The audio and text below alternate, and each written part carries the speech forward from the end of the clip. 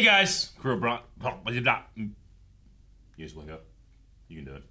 I can't do it anymore. Hey guys, Crew of Blonde Wave back. I'm Aaron. Era. And we're back with Naruto, where last time we had so much hype I couldn't speak. Stuff starting and yeah, a bunch of toads and fighting and pains and throwing things in the air. A hole and big hole. Yeah, big push. And now I'm not sure if this was meant to be Jiraiya or Naruto at this point anymore. Like, I always thought that this was Jiraiya, but maybe it could have been Naruto riding Gamabunta here, so I don't know. Much like the intro, as I watch more things, I can contextualize it a bit more, huh? Sure, I guess, but I don't know. We also have a maneuver being used right now, a jutsu, that's spinny, and that's throwable. And will it hit? Shuriken. Yes, will it be dodge? Do you think? Dodge or not? It's not going to do anything. I didn't say that. Dodge or not? Well, I mean, if it's not going to do anything, then... No, dude, remember when Krillin threw the destructor disc and it fucking hit Cell in the back of the head and it did nothing? And we're like, ah. I don't know if you remember that. Was that in the bridge? So it hits, but it did nothing? Yeah, that could happen. Gotcha. This will do nothing. Yeah, but does he dodge it? Which one? Dodge. Which one? Any of them. Any pain, at least make any maneuver to not hit that thing. At least one will dodge it. Gotcha. And it will do nothing.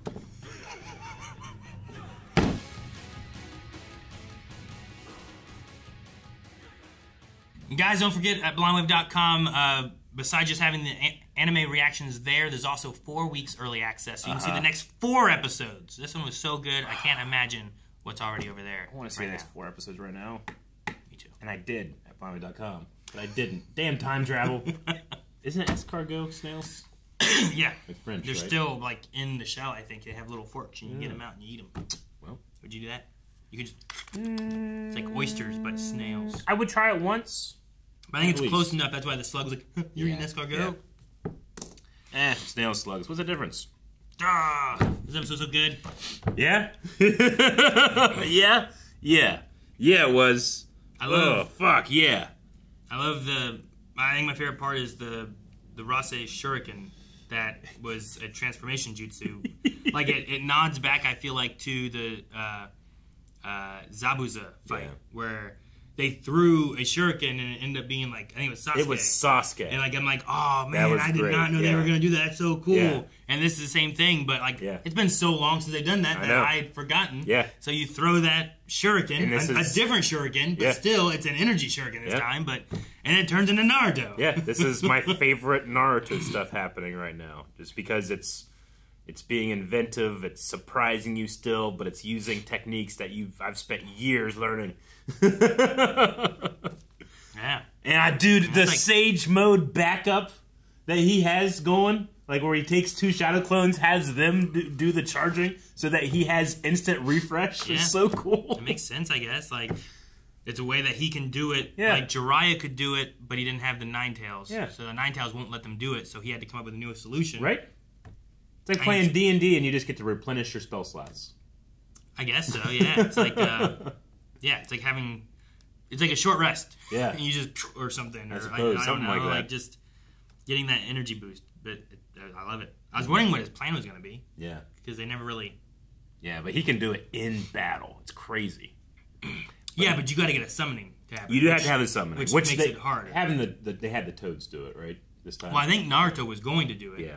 And he couldn't, so he had to fight. So, like, if he doesn't have someone else to back him up, like, that's still, it's not easy, but it's such a cool idea. It's so cool. It's so cool.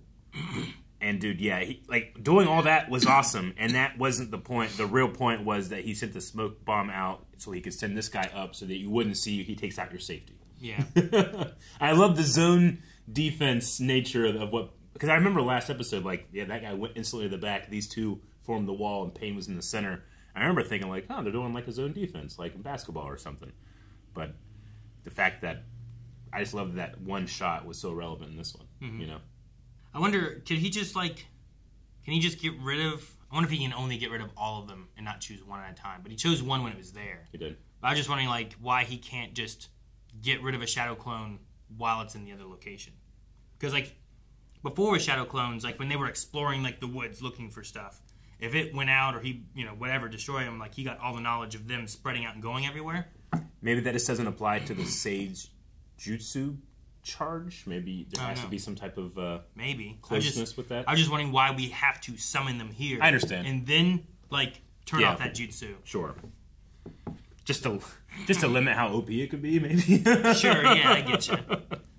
Because, I mean, if the guy can make 1,000 of them, then just have 1,000. Yeah. Like, if it was just like, well, the stage energy would dissipate because it'd be too far away or something, then I'd be like, oh, all right, whatever, sure, that makes sense, I guess. Diminishing returns on it, maybe. But I was just thinking, like, why did he get all the knowledge of, like, exploring the forest without them all coming back necessarily? Or, you know, like, training and doing whatever he was doing. Like, it didn't necessarily feel like they had to be, like, right there for him to get the knowledge. So I was just curious why the sage energy did that, too. Had to be summoned.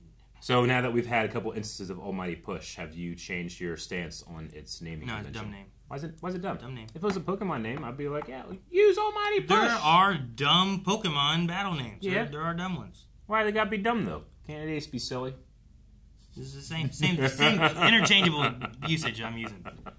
But yeah. It's just I like this one where, like, you literally threw the toads from the same spot, but they ended up in such different locations. They all scattered different directions, right? Yeah, I love seeing that. Like, we saw the push down, now we saw the push horizontal. You know? They discovered the 5-second window. That's when he was doing, like, pulling and pushing and doing that, the little bits. Thanks to Choji's intel, which is a result of Kakashi's final orders. Yeah. So I wonder if he'll be able to... information. 5 seconds. I wonder what their plan will be, because now I think we're down to Naruto and then Pa and Ma. Yeah. So. For the immediate future, I would say, yeah. Maybe we get back the smaller one that was on top of Gamabunta. Because there was Naruto, the other one, and Gamabunta. Yeah. Hiro? Is he the... No, I think Hiro's one of the other two. Oh, okay. Gotcha. I think that might be the katana one. Yeah. Or it might be the one with the shield. I don't know. Okay. Hey, the dog split. We were talking about, like, you're like, what the hell? The dog didn't split. Well, they were, like, taking out, like, the bull and taking out the whatever, and I'm like, wait, didn't he stab the dog too? Yeah. Shouldn't it, like, split into multiples? And, yeah, it should. And it did. So good. Yeah. I'm glad it did. Yeah, me too. Because I was going to be like, that feels inconsistent. Yeah. But well, no, I had to dig deep for, like, he stabbed the spot that doesn't do that. There's got to be one. I did love the taking out of the summoner, like... Like, get a dust storm you can't see, and then put that person in a frog. Yeah, fight him in the dark frog. That's sweet. Yes. Oh, that was cool. That was so cool. I love Naruto's, the show. It's like, I just love the ninjutsu power base. It's just so inventive. Like, the pain have a mobile hospital that chews you, and it fucking spits you out, and you're healed. And you're good. Like, that's fucking hilarious. And he can also, like, that same thing can, like, tell if you're lying or something, too, right? Yeah, I think so. And it has a tongue that grabs you with its fingers. Yeah. You know? Fuck. Are you lying? No. Yeah, like, all of that happens with that one thing. It's just crazy. I love it. So there's, like, it's endlessly, you have endless possibilities when it comes to imagination in this show. And we still have 2 pains left, you know? Yeah. And we've used 3 sage things. I say that because we threw 2 of the shurikens, I believe, now. Yeah. Though I don't know if it counts because we threw... No, we did throw. Because we threw one and it got absorbed. And then he threw one and it was Naruto. But then behind that was another one, which was dissipated. But the second one does that count to the 4 because it was like a trick? Well, he threw 3 this episode. Okay, yeah, he did. As I was saying, like, he threw one and they absorbed it. Gotcha. The second one was a trick, so I'm like, well, that one doesn't count. But then the third one came through, it dissipated, and then he killed the healer guy. Yeah. So if he can only As always, I was confused with numbers. If he can only do 2 shurikens in a sage mode, we should be having to pull the 3rd sage mode here soon. Then. I think so. I think so. Soon, and then we have to use it economically in 5 seconds after a devastating attack. What about, damn, Paper Girl? Like, she's not even in this. And she said no more paper clones, but... Yeah. I don't remember... I feel like she just kind of got out of the way. She said something last episode. I was too hyped last episode. I don't remember what she said. I'm trying to remember what it was that she said. But it was something like, I'll watch over you now, no more paper clones, or something like that. So maybe it just meant, like, I'm going to watch from a distance. I have no more paper clones to help with, or something like that. but she's not involved in the fight at all. But then I was like, oh no, what if she... Like, we've taken out, I don't know, how many... We had 6 pains, and we've taken out all but 2. But I was like, but she's still somewhere, so... Yeah. I don't know. They always come in pairs. That might show up and be a problem again. It might. But yeah, the whole village is watching. Naruto's endlessly impressive, like, to the point where they're like, he's in a whole other level. Like, high-ranking ninja are like... I enjoyed the Shikamaru. Me too. I think it's his dad, right? His dad. Talking. Yeah. Which is probably the only person that when Shikamaru hears it, he takes it as kind of gospel. You know? Okay, yeah. Maybe, yeah. Shikamaru likes to outsmart people. But his dad, I think, is also that way. So he kind of respects him in that regard. Ooh, man. All right. Oh, and I mean, it was silly, but the kaiju bar at the end, when they're talking about how they miss Manda. Yeah, the snake. Yeah, Orochimaru's one, because they were the 3 signing, you know. So that they would have been a team, too, you know. It's like when you have a very tight friend group and you get to know, like, that person's family and stuff, and then if someone, you know, a relationship breaks or something, you kind of like, you don't lose one person, you lose a couple people, you know? Yeah. After doing that, I didn't think about it before, but does that mean that there's better versions of those creatures out there? Because, like, whenever they had the Sonic thing, I was like, oh my gosh, this is the best, biggest toad ever. You know, Jiraiya has him, and this is what he uses to fight Orochimaru, who has the best, evilest snake ever. Yeah. And then Lady Tsunade, who has the best giant slug ever. Yeah. But now, like, Gamabunta is not, like, the top, you know? Like there's other frogs out there, too, that are, like, strong. Like, I didn't know, like, there was but maybe they're dicks, and you don't want to make an agreement with them. Sure, but I didn't know there was a whole family of toads out there with more power than what Gamabunta, because I've never seen a Gamabunta before. No, I understand. And then we saw other toads, but like it was like the little guy, you know, helping, and like messenger toads and stuff. And then we've seen more. I'm like, man, there's so many more. Like I'm like, is there other snake family and slug family out there that we don't know about that are stronger than those two? Yeah, you know, we don't often get lore when it comes to like how large the world is. So anytime we get that type of lore, it just expands and expands and makes it feel huge, you know. There's so many possibilities. So I get you. Yeah, like is there a Mount Miyaboku for snakes, where like, oh yeah, Manda. Yeah. Well, he was, you know, he was the chief, but there's 3 others that were above him. I mean, yeah. I guess it was a 2-headed, 2-tailed snake thing too, you know. Like, where also, was that from? How important is it that like your summon companion, like, is it like Pokemon? Because they even had like them as like the little versions, the little chibi versions, and then they said like this one beats this one, that one beats that one. I'm like, oh, they're the 3 starters in a Pokemon game. Yeah. So maybe they're just like, maybe part of the relationship you have is growing with them, and that's like, that's not your Squirtle, that's your Blastoise, you know? Gamabunta is a Blastoise. Like, he had to get that big and powerful, he had to work with someone maybe. I don't know how any of those works. No, I know, but I'm just saying, like, were you under the assumption that, like, here are these 3, they're special summons, and there's not more of them kind of thing? Like, I never thought about Gamabunta not being the strongest. I guess with the caveat of, like, this is the strongest that will agree to work with me. Like, I'm sure, like, there's evil. There might be, like, evil toads out there that are like, fuck you, fuck everything, I'm super strong. Sure, I get that. Like, you think that now? But did you, like, I'm saying, my assumption before was, like, this is a special summon that only exists. But now I've learned there's a whole mountain of toads, and like some are even stronger than Gamabunta. I never thought that was the case. I get what you mean. I don't think I had that assumption.